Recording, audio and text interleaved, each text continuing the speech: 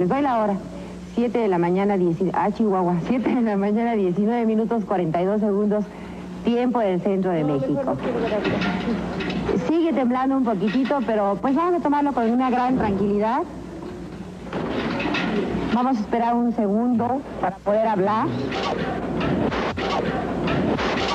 De pronto, la Ciudad de México quedó, en materia de comunicación, aislada del resto del mundo y del propio país.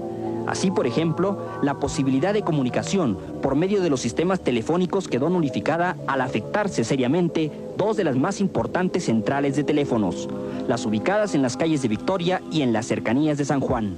En cuestión de segundos, las posibilidades de hablar por teléfono se redujeron de un 100 a un 5%. La torre de telecomunicaciones, símbolo de una ciudad comunicada, también resintió fuertes efectos. Grave, porque en ella se concentraban otros importantes recursos de comunicación. Sistemas de microondas, telex, telégrafos también callaron. En esos angustiosos momentos, la incomunicación nos hizo comprender la importancia que tiene hoy en día un telefonazo, un telegrama o cualquier otra forma de enviar un mensaje.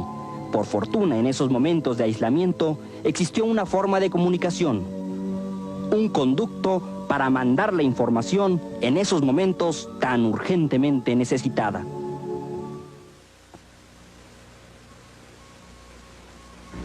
La Ciudad de México llama, Ciudad de México llama, CQ Europa, CQ Europa, CQ Europa. La Ciudad de México llama, Ciudad de México llama, xilófono España número 1, Victoria, Italia, Canadá. X1, Víctor, India, Canadá. Llama CQ Europa y queda la escucha. Vamos a ver, X1, Victoria, Italia, Canadá. X1, BIC, México.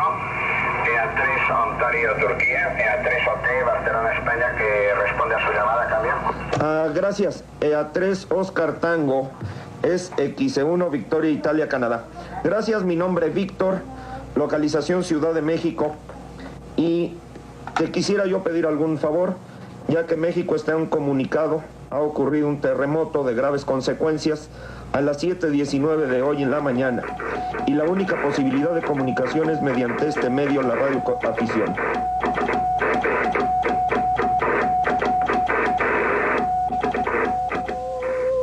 La Ciudad de México había enmudecido.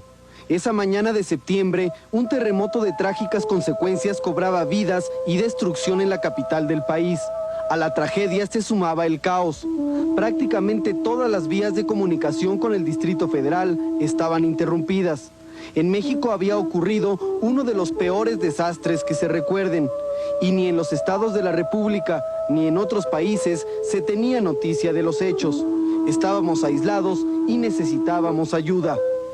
A raíz de los sucesos del sismo, muchas gentes de todo el mundo necesitaban comunicarse a Ciudad de México, tanto para saber qué necesidades de medicamentos necesitábamos, como también para saber de familiares que se encontraban en ese momento en Ciudad de México.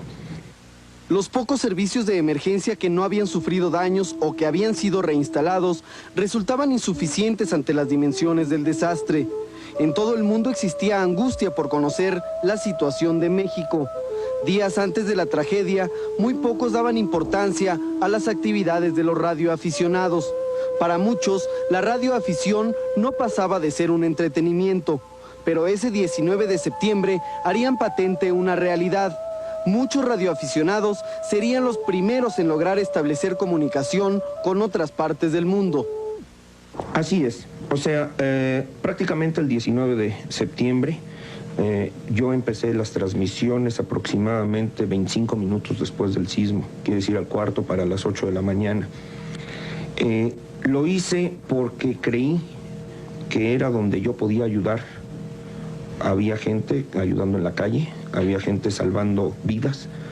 Yo creí que tan importante era el salvar una vida como darle confort a la vida de las gentes que estaban en ese momento desesperadas por saber de familiares.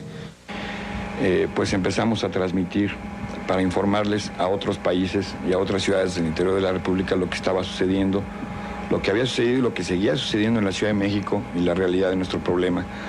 Así fue como el mundo conoció la tragedia de nuestra ciudad y cómo recibimos la primera ayuda también fue a través de las comunicaciones que establecieron todos los radioaficionados de la Ciudad de México y de la República Mexicana. Inclusive, más o menos a las 8 de la mañana, el comunicado que tuve yo hacia Estados Unidos fue en el sentido de que desconocían si el aeropuerto de la Ciudad de México estaba en posibilidades de recibir aviones. Lo checamos con el aeropuerto y al saber que estaba en perfectas condiciones la pista, dimos el visto bueno para que pudieran llegar los aviones de asistencia. De este modo, los radioaficionados se convirtieron en uno de los pocos canales de comunicación con los que se contaba en esos momentos. Como muchos otros mexicanos que en diversas labores ayudaron voluntariamente a resolver los problemas que se presentaban, los radioaficionados se entregaron a la tarea de comunicar mensajes de bienestar a familiares de mexicanos que se encontraban preocupados en el extranjero. Comunicar asimismo que en México se necesitaba ayuda, medicinas, equipos de rescate, maquinaria, implementos para salvar la vida de muchos mexicanos. Las estaciones de radioaficionados trabajaron día y noche durante varias semanas. Rompían el silencio en el que México había quedado y mostraban al mundo su alta capacidad de organización. Bueno, la importancia que yo le veo es que realmente en casos de desastre, por ejemplo, los primeros que pueden transmitir información pues son los radioaficionados, ya que conocen los equipos con los que están trabajando, que con cualquier instalación no muy sofisticada, sino con un alambre y un radio y una batería pueden salir a cualquier parte del mundo a transmitir o pasar esa información o recibir la información. 100%. Realmente yo creo que los radioaficionados en cualquier eventualidad que ha tenido México, y repito, el extranjero también, siempre ha habido un radioaficionado mexicano en ese momento prestando la ayuda necesaria. Poco a poco, las comunicaciones de México hacia el mundo fueron restableciéndose. Principalmente los mexicanos residentes en los Estados Unidos fueron beneficiados por la labor de los radioaficionados de nuestro país. Miles de personas en la frontera sur de los Estados Unidos nuevamente estaban tranquilos al conocer que sus familiares estaban bien.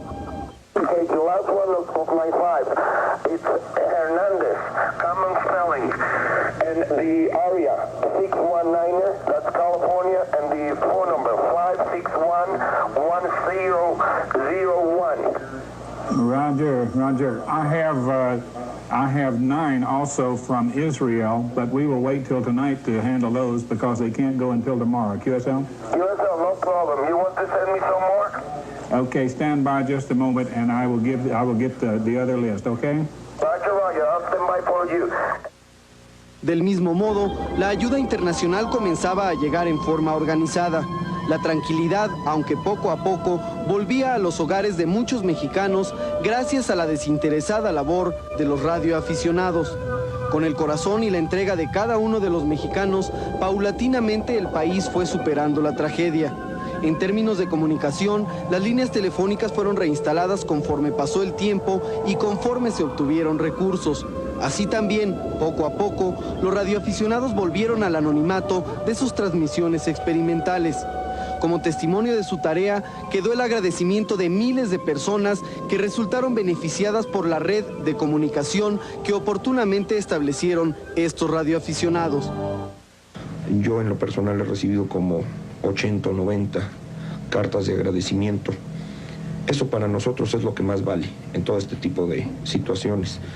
Un agradecimiento a una labor desinteresada que realizan los radioaficionados del mundo. Y como reconocimiento, los gobiernos de diversos países, principalmente Estados Unidos, entregaron placas y diplomas a radioaficionados mexicanos. Sus nombres aparecieron en algunos de los principales noticieros del extranjero.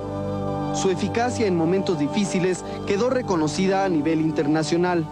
Para comprobar esto, 60 Minutos realizó una entrevista con el señor Miguel Pi, un radioaficionado español cuya participación en los momentos del desastre constituyó en primer momento el único contacto entre México y el continente europeo.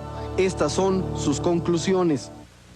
Bueno, durante el terremoto de México y desgraciadamente en otros muchos o en otros que ha habido anteriormente que yo por mi edad puedo recordar y he intervenido, pues es mucho, ¿verdad? Es lo que se puede hacer.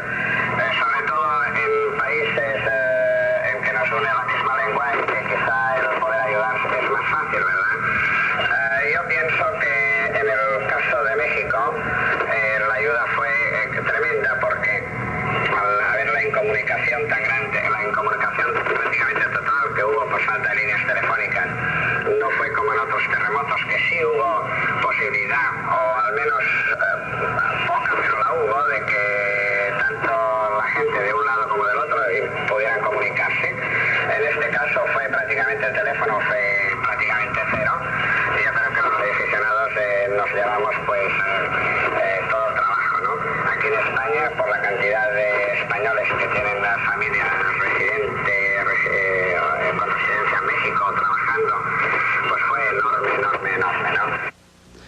Nunca como durante los temblores había quedado manifiesta la importancia de la radiocomunicación entre civiles. No debe olvidarse que aún entre los radioaficionados hubo problemas. Según algunas críticas, no siempre se logró que los mensajes fueran veraces y oportunos. En algunos casos, incluso, la participación de los radioaficionados creó confusiones en torno a la gravedad del desastre. Pero en otros casos, su valiosa colaboración llevó tranquilidad a familiares y seres queridos. Por este motivo, el equipo de 60 Minutos desarrolló una investigación para comprobar la importancia de la radioafición en México y qué uso hemos hecho de esta libertad, una libertad especialmente reconfortante en los momentos de tragedia.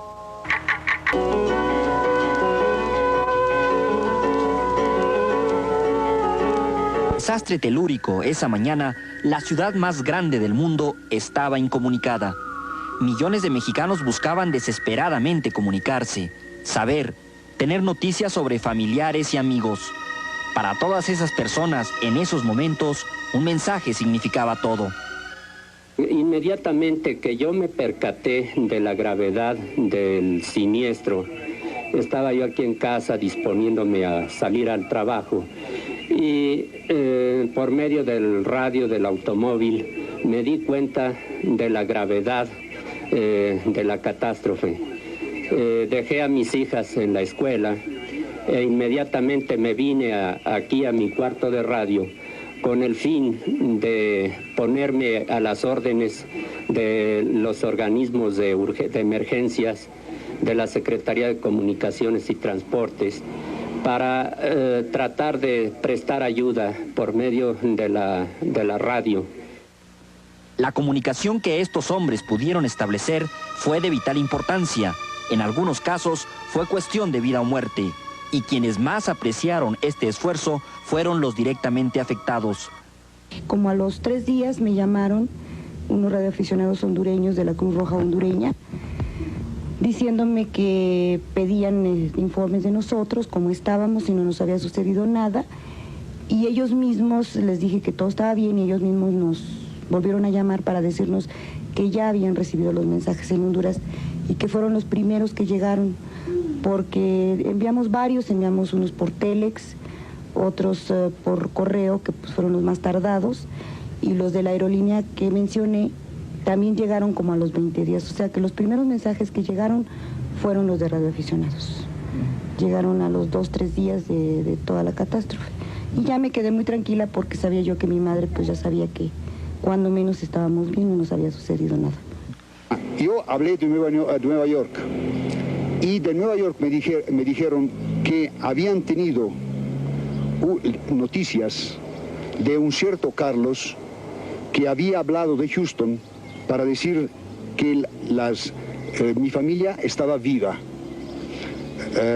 Fue una cosa que nunca me podré olvidar. Y después... ¿Un radioaficionado había sido? Había sido, no lo sabía, porque sabían solo que era un cierto Carlos. Fue para ellos un alivio el saber que las niñas estaban bien, que su familia estaba bien y no les había pasado nada.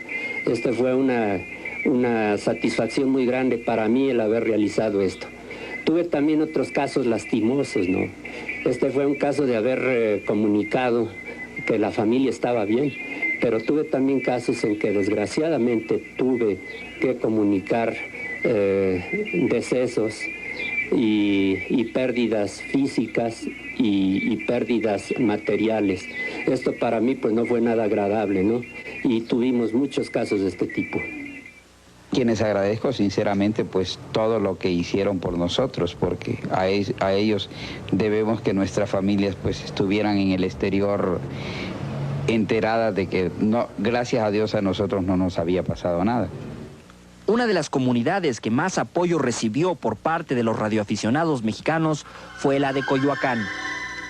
Bueno, por desgracia uno aquilata el esfuerzo de este grupo de gentes solamente cuando hay problemas de desastre graves, como fue, por desgracia, el problema que se nos presentó en los sismos de septiembre. La gente llamaba angustiada, sobre todo aquellos que tenían familiares fuera del país y fuera de la ciudad capital, porque al romperse las comunicaciones con el exterior no había manera de comunicarnos a ningún lado, excepto a través de los radioaficionados. Felizmente en Coyoacán tenemos muchos radioaficionados que nos prestaron todo tipo de ayuda y fueron un enlace formidable para poder comunicar a gente de Coyoacán con sus seres queridos en otras partes del país y del mundo. El propio delegado en Coyoacán, licenciado Fructuoso López Cárdenas, apreció la invaluable ayuda que le proporcionaron los radioaficionados. En lo personal, pues yo tuve una agradable experiencia. Mis padres viven en mi tierra natal, en San Luis Potosí, y la primera oportunidad que tuve de comunicarme, sobre todo en las primeras 72 horas del siniestro, fue a través del enlace de un radioaficionado de mi tierra con un radioaficionado de Coyoacán. Posteriormente la televisión me prestó ayuda y pudimos enlazar con nuestros familiares y ya después poco a poco todo volvió a la normalidad, pero tuvimos una espléndida ayuda, tan grande que la propia ciudadanía de Coyoacán, las asociaciones de residentes y de vecinos, nos pidieron hacer un reconocimiento abierto y público a toda esta gente que nos ayudó tanto en el problema de los sismos. Para todos estos mexicanos, la labor que desarrollaron los radioaficionados fue de vital importancia. En algunos casos dolorosos, los mensajes exigieron resignación, pero una noticia siempre es importante. Sin embargo, para un mayor número de personas, los radioaficionados se constituyeron en una opción ante la comunicación que había sido destruida por los sismos. Y en muchos casos, los radioaficionados pudieron hacer llegar un mensaje de esperanza.